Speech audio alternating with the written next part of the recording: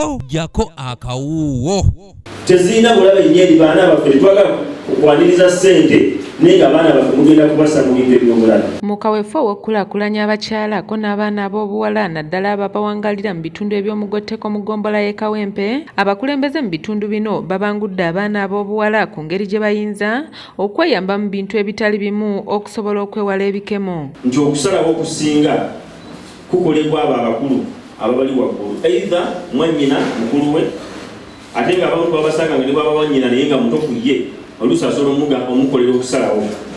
Abamu ne tubazuula nga bakadde baabwe bakolera okusalawo, kwebuuzo byabeeranga byangu. Ku nsonga eno kansala omukyala ow'omuluka gwa Kawempe 1 era nga yavunaanyizibwa ku kikula ky'abantu mu divizoni eno kwasinzidde okukubiriza abazadde okufaayo ennyo eri abaana baabwe abawala kibayamba okuyita mu kusoomoozebwa okuyinza okuttattana obulamu bwabwe obw'omu maaso. Nti batwongere kasente ago mitongole eyo ate twongere ebitundu ebyaki osanga omwana ow'obuwala tunaayongera omukuuma n'afuna muki mu puroguramu zino ate nga ne gavumenti tulikubira omulango oba twekubira omulango ffenna nti bajeti eyongerweko nga nawulidde tugenda kulobinga ffe nga bakansalazi bajeti y'ebyobulamu ekole ki eyongerweko. Omukwanaganya w'enteekateeka z'okugaba obuyambi mu divizoni y'e Kawempe Salma Babo asabye abaana ab'obuwala ko n'abakyala okwettanira emirimu gy'omutwe bakomye ebintu eby'okuteganga engalo eri abasajja okubawa buli kye beetaaga. Balinda buli kimu kibatuukeko.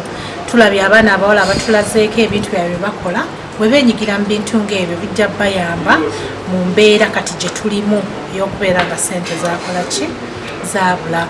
Omwana omuwala yenna kasita afuna chance ne bamutraininga mu skill yonna akoseeyo skill yeetuuseeko byonna byaba akola ki. Kayita Innocent nga ye musomesa omukulu mu musomo gw'abaana ab'obuwala bano ategeeza nti abazadde beenyigidde nnyo mu kwonoona abaana baabwe era ng'onaasinzidde wano okusaba gavumenti okukwasizaako abaana abawala basobole okubangulwa mu mirimu egitali gimu. Ng'omwana ne bw'aba ali waka asobola okuba nga kyali safe. Mpozi ekirala njagala okugenda mu maaso n'okukubiriza abazadde abali mu bitundu byaffe gye tuwangaalira nti abazadde buvunaanyizibwa baffe okufaayo okutegeera omwana kiki ekimusumbuwa.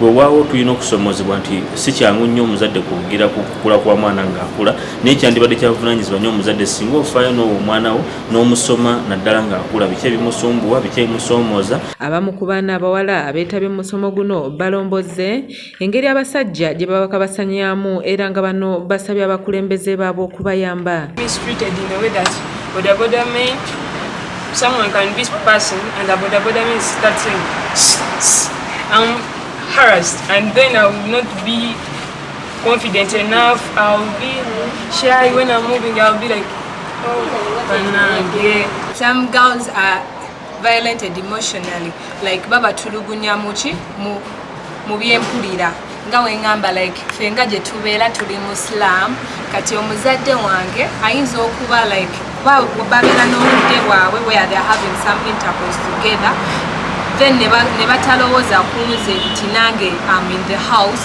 ne batamanya nti balina obudde bwe balina oteekako timetable like let's have this together. Doreen Nambiru yakusakidde eggulire lino ku lwa ABS Television.